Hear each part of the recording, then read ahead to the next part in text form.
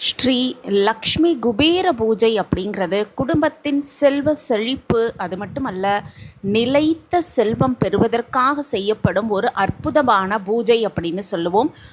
அதிலும் குறிப்பாக தீபாவளி திருநாள் அன்னைக்கு இந்த லக்ஷ்மி குபேர பூஜை செய்யும் பொழுது மிக சிறப்பான பலன் நமக்கு நிறைவாக கிடைக்கும் அப்படின்னும், அந்த லக்ஷ்மி குபேர பூஜை செய்வதற்கான உகந்த நேரம் என்ன அப்படிங்கிறத இந்த பதிவில் நம்ம தெரிஞ்சுக்க போகிறோம். வணக்கம். நம்ம இறையொளி திருவருள் சார்பாக உங்கள் எல்லாருக்குமே அன்பான வணக்கங்க. செல்வ செழிப்பு செழித்து இருப்பதற்கும் நிலைத்த செல்வம் நிலையாக நம்ம பெறுவதற்கும் செய்யப்படும் ஒரு அற்புதமான பூஜை தான் லக்ஷ்மி குபேர பூஜை. இந்த பூஜைன்னு பார்த்தோன்னா, பொதுவாக பார்த்தோன்னா வியாழக்கிழமை, அது மட்டுமல்ல வெள்ளிக்கிழமை, அதோடு சேர்ந்து திருநாளாம் தீபாவளி பண்டிகை அன்னைக்கு செய்வது ரொம்ப ரொம்ப விசேஷம்.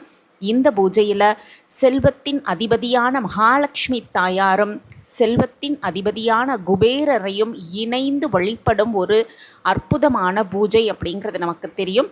செல்வம் பெருக்கும் ஸ்ரீ லக்ஷ்மி குபேர பூஜையை தீபாவளி திருநாள் அன்னைக்கு நம்ம செய்தோன்னா இல்லத்தில் சகல ஐஸ்வர்யங்களையும் பெருக்கி கொடுக்கும் அற்புதமான பூஜை அப்படிங்கிறது உண்மை.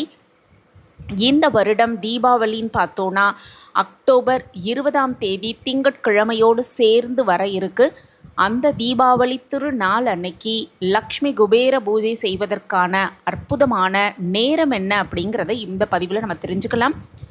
செல்வம் பெருக்கும் ஸ்ரீ லக்ஷ்மி குபேர பூஜையை தீபாவளி திருநாளில் செய்தோன்னா இல்லத்தில் சகல ஐஸ்வர்யங்களும் பெருகும் அப்படிங்கிறது உண்மை.